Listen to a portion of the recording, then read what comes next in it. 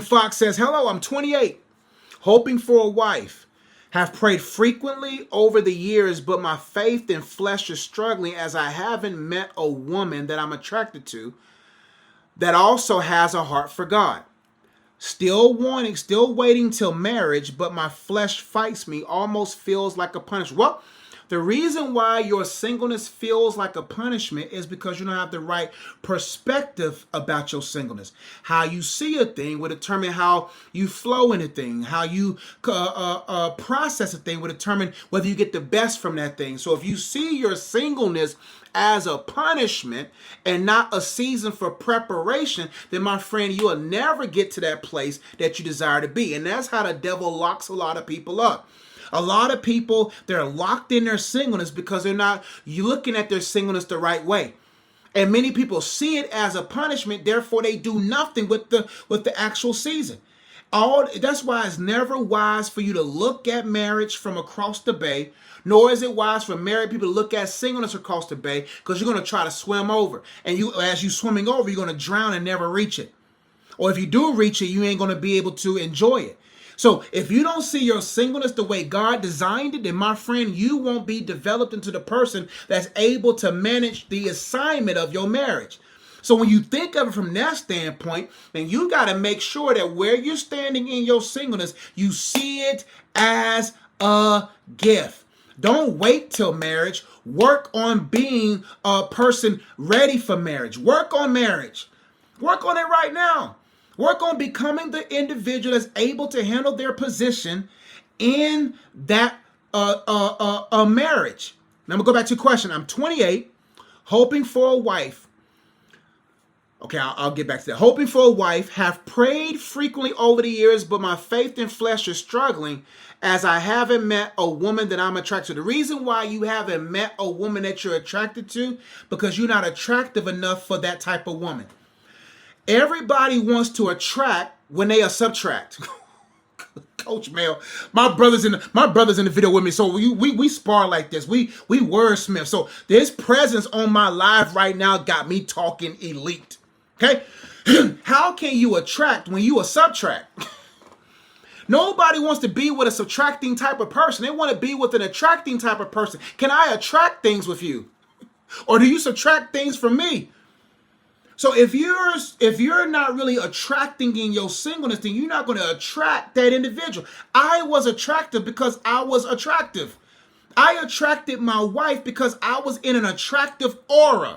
I was my where I was in life was attractive enough to catch her eye. I promise you, I know my wife. If I wasn't the type of man that she found attractive, she wouldn't even have looked my way.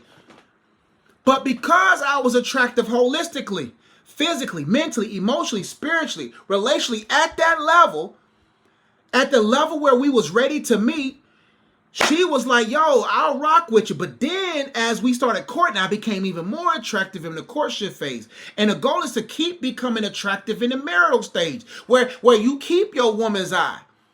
If your woman's eye go after another guy, then my guy, you're not attractive. And so if you want to attract that right person, you got to ask yourself, am I attractive or am I subtractive? And you can't hope for a wife. You have to have habits for a wife. If you don't have the habits in your day-to-day repertoire, then you're not going to have a wife. So you got to stop hoping and start developing the habits that will attract a woman into your life. So listen, you can pray all day, but if you don't prepare every day, your prayers are worth nothing. That's why I tell people, man, you gotta for some things stop praying for it and start preparing for it. God done heard you the first time. You don't even gotta repeat stuff no more. God knows you want a husband. God knows you want a wife. God knows you want these different things, but you don't know how ready you are for that thing. If you really knew what came with marriage, you would be praying for more time. You'll be praying for more time to prepare. So stop praying for it and start preparing for it. And that's the reason why your faith and flesh is struggling, is because you have nothing to be faithful to. You have nothing that will cause you to die to your flesh. You have to have something worth losing. You have to build something that makes you die to your flesh daily. You got to have something to be faithful to. I had a ministry called Unplugged that I was faithful to, that I had to die to my flesh to. That's what kept me full of faith, and that kept my flesh dead. It kept me spirit-led to put me in a position to be where I'm at now. So you have to ask yourself, would you date you? You have to ask yourself, would you marry you? And if not, you got work to do. You also said, I'm still waiting till marriage. But yeah, man, listen, if you're waiting for marriage to have sex and you don't have your hands on the plow, then you can finish the sentence after that. If you don't have your hands to the plow, then my friend, you have your hands somewhere else, and you'll have your hands involved in pornography. You have your flesh going to be weak. You got to have your hands on something. You got to have your hands involved in something. You got to be immersed, engaged in a community and accountability, and you got to have something worth dying for. Because if you don't have something worth dying for in your singleness, then you won't see the value of dying to yourself for the significant one that you want to be with. Hope to help. You also said, I'm still a virgin waiting until marriage. I was a virgin when I got married, but my flesh fights me.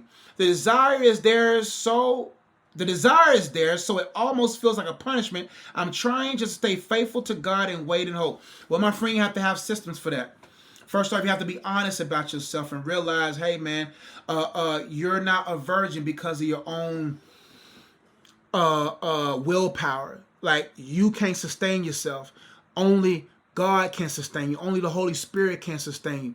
That's what makes your relationship with God so solid and so important. He will sustain you, because even if you make a mistake and fall into a sin, you will begin to see his loving hand and help you out of it, right? So you have to have that synergy with God to keep you in a place where you do not fall into guilt, shame, and condemnation if you fall, or he can keep you above it all, right? And also, you got to make sure that you have systems in place. Some of the systems I had in place, I had 24-hour memberships to gyms. So when 10 o'clock got a little too heavy, 11 o'clock got too heavy, I got in my car and went to the gym. You have to have systems in place. You have to have people.